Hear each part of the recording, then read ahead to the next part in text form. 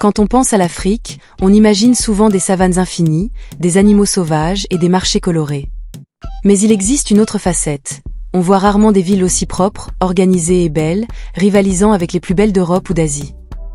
Des rues impeccables à un mode de vie éco-responsable, ces joyaux urbains redéfinissent l'image de l'Afrique. Bienvenue dans le top 5 des villes les plus propres d'Afrique. Numéro 5, Gaborone, Botswana. Gaborone offre bien plus qu'il n'y paraît. C'est une ville qui avance discrètement mais avec détermination, où la modernité se conjugue à la pleine conscience et où le progrès se fait sans pollution. La capitale du Botswana s'est forgée une réputation d'ordre, de sécurité et de respect de l'environnement que peu de villes de la région peuvent égaler. Des rues propres, une gestion rigoureuse des déchets et un profond sentiment de fierté civique rythment le quotidien de ses habitants.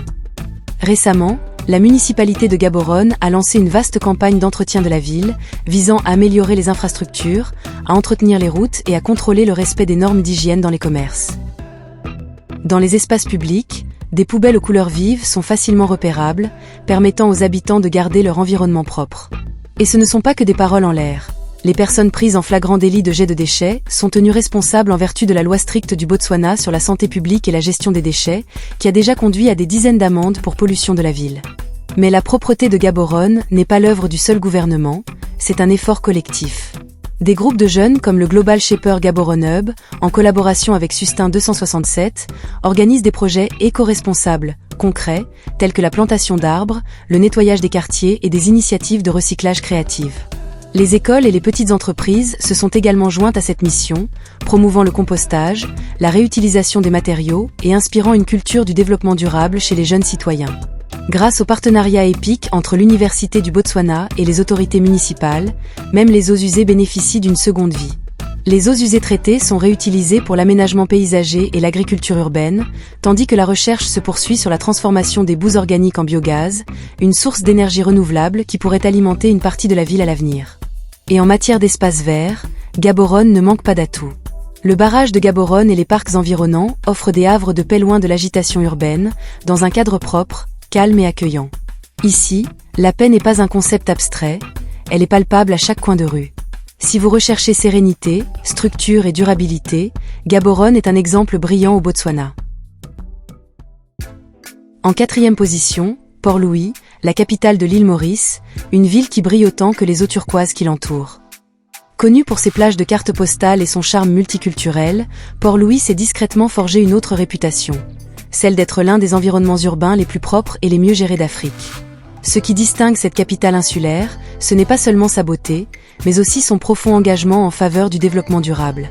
La gouvernance éco-responsable est ancrée dans le quotidien, avec des politiques rigoureuses en matière de gestion des déchets, de recyclage et d'assainissement urbain.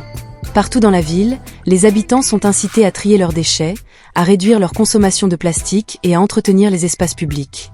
Les déchets sauvages ne sont pas tolérés, non seulement grâce à une application stricte de la réglementation, mais aussi parce que les habitants sont profondément attachés à leur environnement. Sur les marchés de Port-Louis, où les commerçants luttaient autrefois contre le désordre et la congestion, une véritable transformation s'est opérée.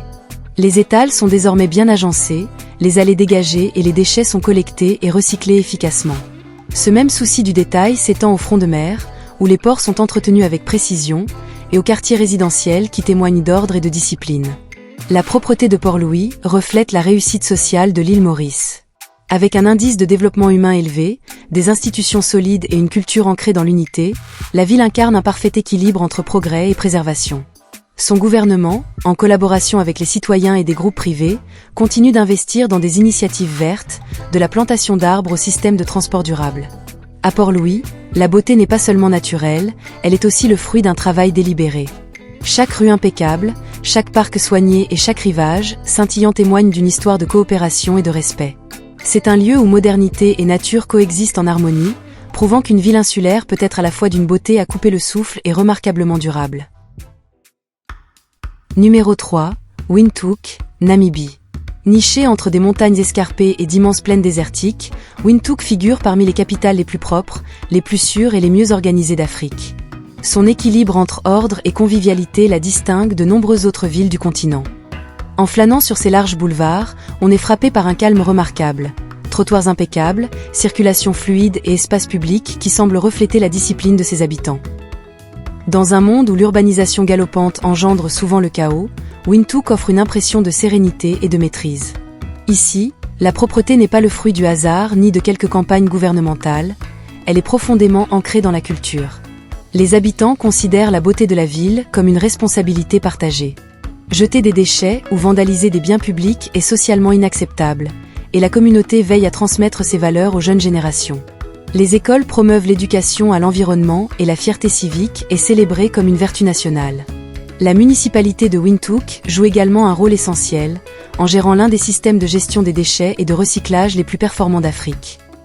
La ville a mis en place des points de collecte dans tous les quartiers, et une grande partie des déchets est réutilisée ou recyclée, un modèle que de nombreuses autres villes africaines souhaitent reproduire.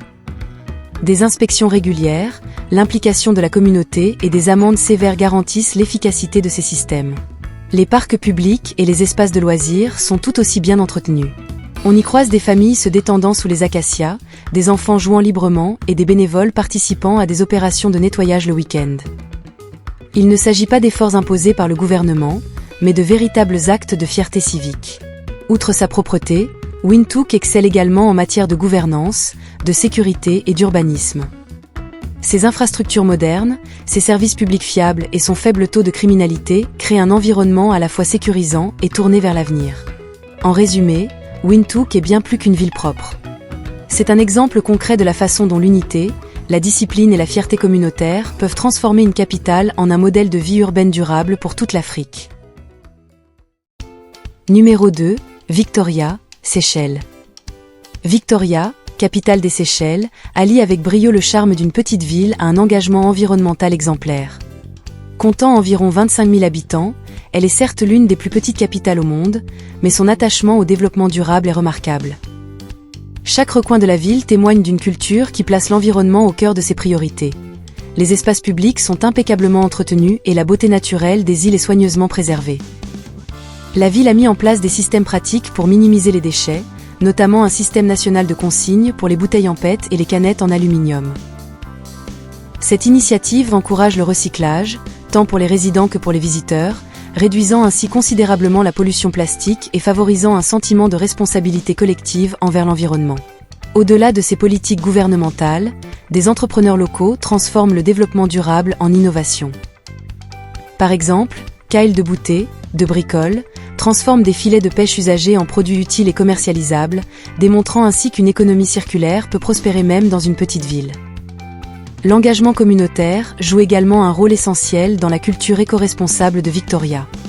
Des programmes comme la campagne « Nettoyons la planète » rassemblent les quartiers pour maintenir la propreté des rues, protéger les zones côtières et préserver la végétation luxuriante qui caractérise la ville.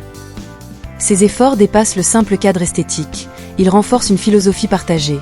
La protection de l'environnement est essentielle au maintien d'une bonne qualité de vie. En se promenant dans Victoria, on constate que le développement durable n'est pas une simple considération secondaire, il est au cœur du quotidien. Des rues impeccablement propres aux initiatives de recyclage innovantes, la ville illustre parfaitement comment même une capitale de taille modeste peut montrer l'exemple. Victoria prouve que l'engagement environnemental ne se mesure pas à la taille ou à la population, mais à l'implication, à la créativité et à l'esprit communautaire, offrant ainsi un modèle aux villes du monde entier qui cherchent à concilier développement et responsabilité écologique.